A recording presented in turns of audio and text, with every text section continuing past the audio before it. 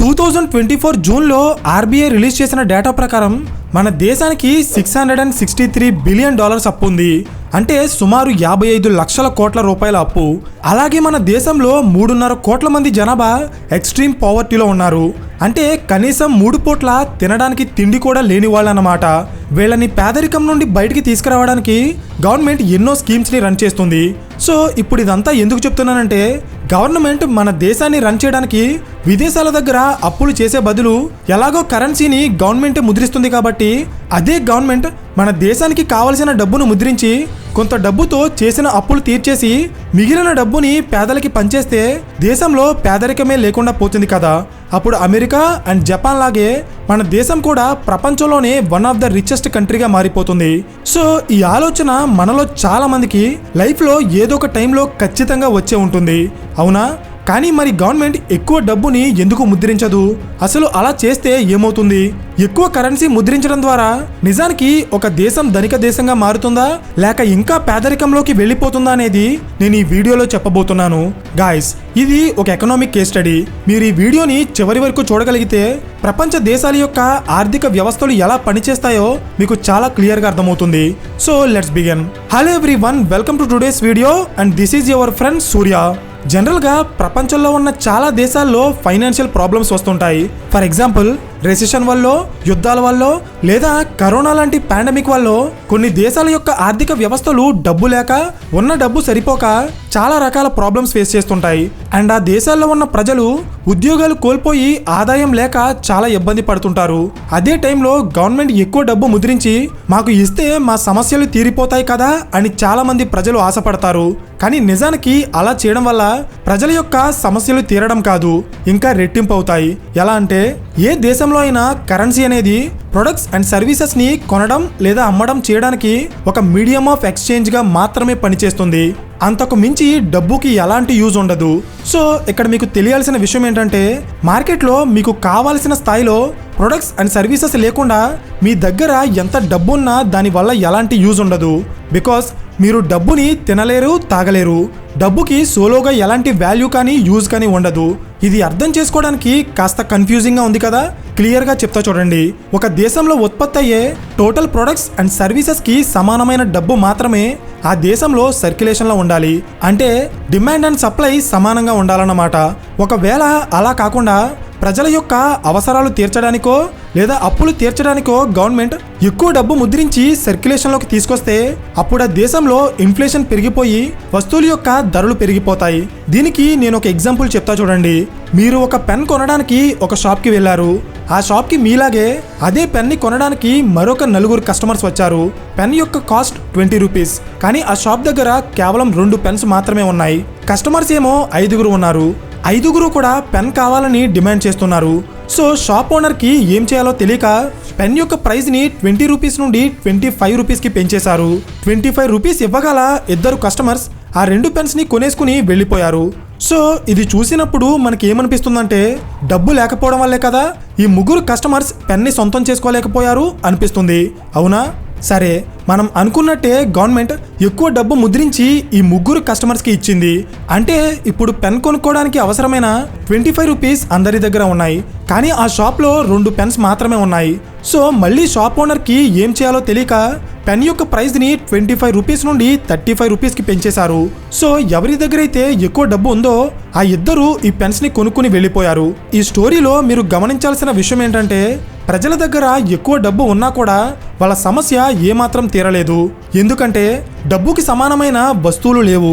ఉత్పత్తి లేనప్పుడు మీ దగ్గర ఎంత డబ్బు ఉన్నా దానికి ఎలాంటి ఉపయోగం ఉండదన్నమాట. సో మనం ఎంతసేపు డబ్బు మీదే ఫోకస్ చేస్తున్నాం కానీ ఉత్పత్తి మీద పెద్దగా ఫోకస్ చేయడం లేదు. ఉత్పత్తి తక్కువ ఉండి డబ్బు ఎక్కువ ఉంటే ఇప్పుడు స్టోరీలో చెప్పినట్టే వస్తువుల యొక్క ధరలు పెరిగిపోతాయి. అదే మనం డబ్బుని పెంచకుండా ఉత్పత్తిని పెంచితే అప్పుడు వస్తువుల యొక్క ధరలు తగ్గుతాయి. లాజిక్ అర్థమైందా? లేదు, ఇంకా మాకు అర్థం కాలేదు అంటారా? ఒక ప్రాక్టికల్ ఎగ్జాంపుల్ చెప్తా చూడండి. జింబాబ్వే దేశం ఐడియా ఉంది కదా. ఆ దేశంలో ఉన్న గవర్నమెంట్ ఎలాగే ఎక్కువ డబ్బు ముద్రించి ప్రజలకి ఇచ్చింది. సో ఇప్పుడు ఆ దేశ ప్రజల దగ్గర కోట్లలో డబ్బులున్నాయి. కానీ ఆ డబ్బు వల్ల ఎలాంటి యూజ్ లేదు.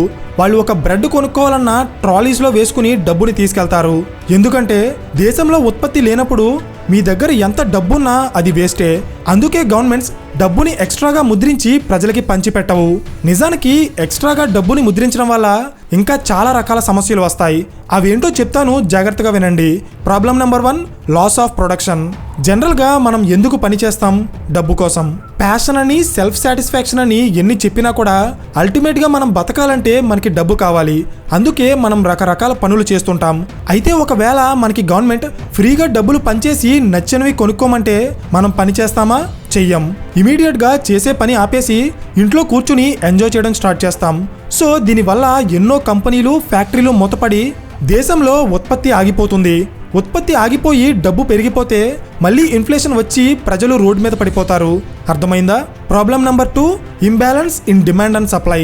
నేను ఆల్రెడీ చెప్పినట్టే ఒక దేశంలో ఉత్పత్తి అయ్యే ప్రొడక్ట్స్ అండ్ సర్వీసెస్ యొక్క టోటల్ వాల్యూకి సమానమైన కరెన్సీ మాత్రమే ఆ దేశంలో సర్క్యులేషన్లో ఉండాలి.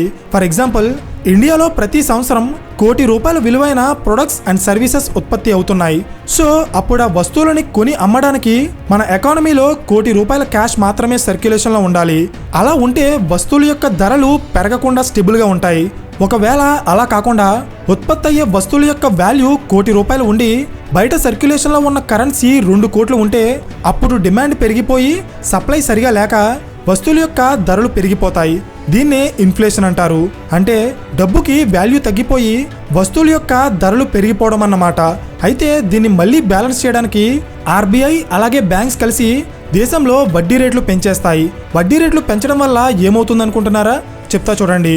వడ్డీ రేట్లు పెంచడం వల్ల చాలా మంది కస్టమర్స్ ఎక్కువ వడ్డీకి ఆశపడి వాళ్ళ దగ్గర ఉన్న డబ్బుని తీసుకెళ్లి బ్యాంకులో డిపాజిట్ చేస్తారు. ఇలా చేయడం వల్ల ఆర్థిక వ్యవస్థలో ఉన్న ఎక్స్ట్రా కరెన్సీ స్లోగా బ్యాంక్స్లోకి వెళ్ళిపోయి ఎకానమీలో డిమాండ్ అండ్ సప్లై మధ్య ఉన్న గ్యాప్ తగ్గుతుంది. Problem number 3, loss of investments. ఒక దేశంలో ఎప్పుడైతే ఇన్ఫ్లేషన్ పెరిగిపోతుందో, అంటే కరెన్సీకి వాల్యూ తగ్గిపోతుందో, అప్పుడు ఆ దేశంలో పెట్టుబడులు పెట్టడానికి ఇన్వెస్టర్స్ ఎవరు కూడా ముందుకు రారు. బికాస్ ఒక దేశం యొక్క కరెన్సీ వాల్యూ తగ్గిపోతే అప్పుడు విదేశాల నుండి ఆ దేశానికి ఇంపోర్ట్ అయ్యే వస్తువుల యొక్క ధరలు ఆకాశానికి అంటుకుంటాయి. ప్రజలు వాటిని కొనలేక చాలా ఇబ్బందులు ఫేస్ చేస్తారు. వస్తువులు సరిగా అమ్ముడవ్వకపోతే దేశానికి ఆదాయం తగ్గిపోతుంది. ఏ దేశానికైతే సరైన ఆదాయం ఉండదో ఆ దేశానికి విదేశీ పెట్టుబడులు రావడం చాలా కష్టం. లాజిక్ అర్థమైందా? సో ఇప్పటి వరకు చెప్పిన కాన్సెప్ట్ విన్నాక మీకు ఒక క్వశ్చన్ రైజ్ అవ్వచ్చు. అదేంటంటే, కొత్త కరెన్సీని ముద్రించి సర్క్యులేషన్లోకి తీసుకురావడం ఇంత రిస్కీ అయితే మరి గవర్నమెంట్స్ అసలు కొత్త కరెన్సీని ఇంకా ఎప్పటికీ ముద్రించవా అని. నిజానికి గవర్నమెంట్స్ కొత్త కరెన్సీని ముద్రిస్తాయి, కానీ దానికి ఒక ప్రాసెస్ ఉంటుంది. అదేంటో చెప్తా చూడండి. జనరల్గా ప్రతి దేశం వాళ్ళ ఫైనాన్షియల్ ఇయర్ స్టార్టింగ్లో బడ్జెట్ ప్రవేశపెడుతుంది. అంటే ఆ సంవత్సరం మొత్తంలో వాళ్ళు ఏ సెక్టార్ మీద ఎంతెంత డబ్బు ఖర్చు పెట్టబోతున్నారు అనే డీటెయిల్స్ ఆ బడ్జెట్లో ఉంటాయి. అంటే ఇది ఖర్చు అన్నమాట. నెక్స్ట్, ప్రతి సంవత్సరం గవర్నమెంట్కి ట్యాక్సుల రూపంలో, ఫైన్స్ రూపంలో, ఇంకా రకరకాల మార్గాల్లో ఆదాయం వస్తుంది. సో ఒకవేళ గవర్నమెంట్కి వచ్చే ఆదాయం అది ఖర్చు పెట్టే డబ్బు కంటే తక్కువ ఉన్నప్పుడు, సింపుల్గా చెప్పాలంటే ఖర్చు ఎక్కువ ఆదాయం తక్కువ ఉన్నప్పుడు మధ్యలో కొంత లోటు ఏర్పడుతుంది కదా, ఆ లోటునే ద్రవ్య లోటు లేదా ఫిస్కల్ డెఫిసిట్ అంటారు. సో జనరల్గా మనకి వచ్చే జీతం కంటే మన ఖర్చు ఎక్కువైనప్పుడు మనం ఏం చేస్తాం? ఎక్స్ట్రా డబ్బు కోసం అప్పు చేస్తాం, అవునా? సేమ్ అలాగే గవర్నమెంట్స్ కూడా వాళ్ళకి వచ్చిన ద్రవ్య లోటుని పూరించడానికి విదేశాల దగ్గర అప్పులు చేస్తాయి. కానీ ఇక్కడే ఒక ప్రాబ్లం ఉంది. అదేంటంటే, ఒక్కోసారి కొన్ని దేశాల యొక్క ఆర్థిక పరిస్థితి బాగోకపోయినా లేదా ఏదైనా గ్లోబల్ ప్రాబ్లం వచ్చినా అప్పుడు విదేశాల్లో కూడా అప్పులు పుట్టడం చాలా కష్టం.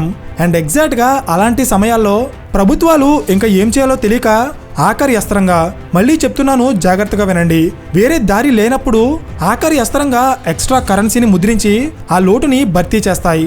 2019లో కరోనా వచ్చినప్పుడు ప్రపంచంలో ఉన్న చాలా దేశాలు అప్పులు పుట్టక వాళ్ళ దేశంలో ప్రాబ్లం సాల్వ్ చేసుకోవడానికి ఎలాగే ఎక్స్ట్రా కరెన్సీని ముద్రించి సర్క్యులేషన్లోకి తీసుకొచ్చాయి. సో ఇప్పుడు అర్థమైందా అసలు గవర్నమెంట్స్ ఎక్స్ట్రా కరెన్సీని ఎప్పుడు ఎలా ముద్రిస్తుందో? సో ఫైనల్లీ ఈ వీడియో చూసాక మీకు రావాల్సిన క్లారిటీ ఏంటంటే, గవర్నమెంట్ తలుచుకుంటే ఎక్స్ట్రాగా డబ్బుని ముద్రించి మీకు పంచిపెట్టగలదు, కానీ అలా పంచిన డబ్బుతో మిమ్మల్ని ధనవంతులని చేయలేదు. ప్రజలు ధనవంతులుగా మారాలంటే గవర్నమెంట్ డబ్బుని పంచిపెట్టడం కాకుండా వస్తువుల యొక్క ఉత్పత్తి పెంచి ప్రజలకి పని కల్పించి వాళ్ళు ఎక్కువ జీతం సంపాదించేలా చేయాలి. అంటే ప్రజల అకౌంట్స్లో డైరెక్ట్గా డబ్బులు వేయడం కాకుండా ఇండైరెక్ట్గా వాళ్ళకి కావాల్సినంత డబ్బు వాళ్ళే సంపాదించుకునేలా పని కల్పిస్తే అప్పుడు ఆటోమేటిక్గా ప్రజలు ధనవంతులైపోతారు. ఐ థింక్ ఈ లాజిక్ మీకు అర్థమైంది అనుకుంటున్నాను. సో ఫైనలీ ఈ వీడియో మీకు ఇన్ఫర్మేటివ్గా అనిపిస్తే ఖచ్చితంగా లైక్ చేయడం మర్చిపోకండి. ఈ టైప్ ఆఫ్ కాంటెంట్ ఇష్టపడే మీ ఫ్రెండ్స్ అండ్ ఫ్యామిలీ గ్రూప్స్కి ఈ వీడియోని షేర్ చేసి ఇలాంటి మరిన్ని ఇంట్రెస్టింగ్ కేస్ స్టడీస్ కోసం ఛానల్ని సబ్స్క్రైబ్ చేయండి. So thank you for watching and I will see you in the next video. Till then this is your friend Surya signing of.